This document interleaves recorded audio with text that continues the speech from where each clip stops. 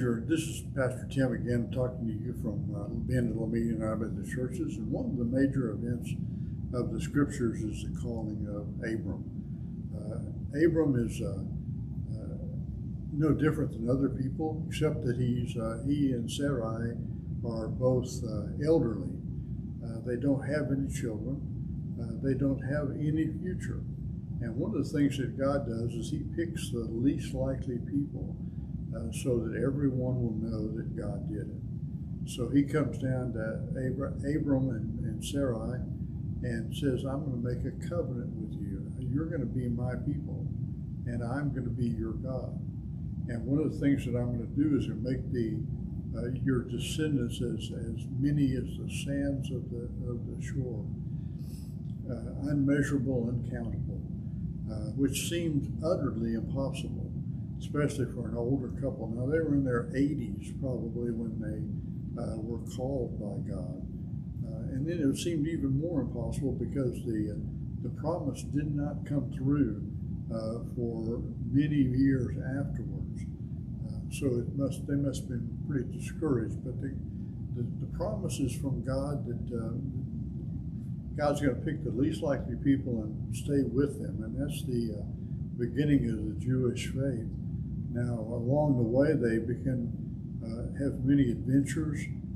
One of the things Abraham has to do is pretend that Sarai is his sister, which is actually partly true, because she's a half-sister that he married, and that's also his wife. But he does that because she's so beautiful, he's afraid that the king is going to want her and do him in so that he can have her as his wife. Now, I'm not sure, but she must have had some great makeup to look so good at 90 years old that the king would want her.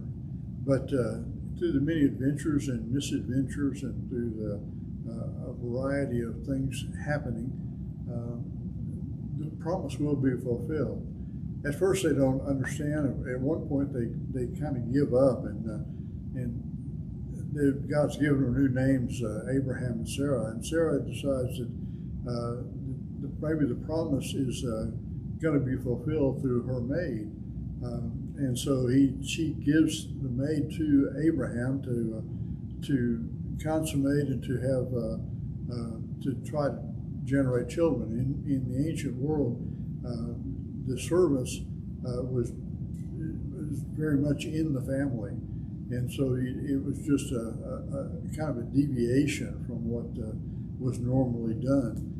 But Sarah is going to have second thoughts as she goes along, because the maid gives birth to Ishmael, and Ishmael then is the oldest son.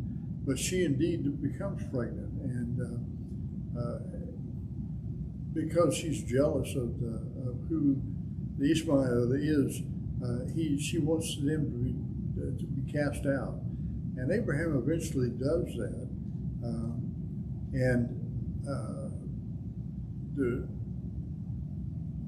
God sees and has mercy upon them. God sees to their care as well, and they end up being taken care of in their sojourn in the wilderness.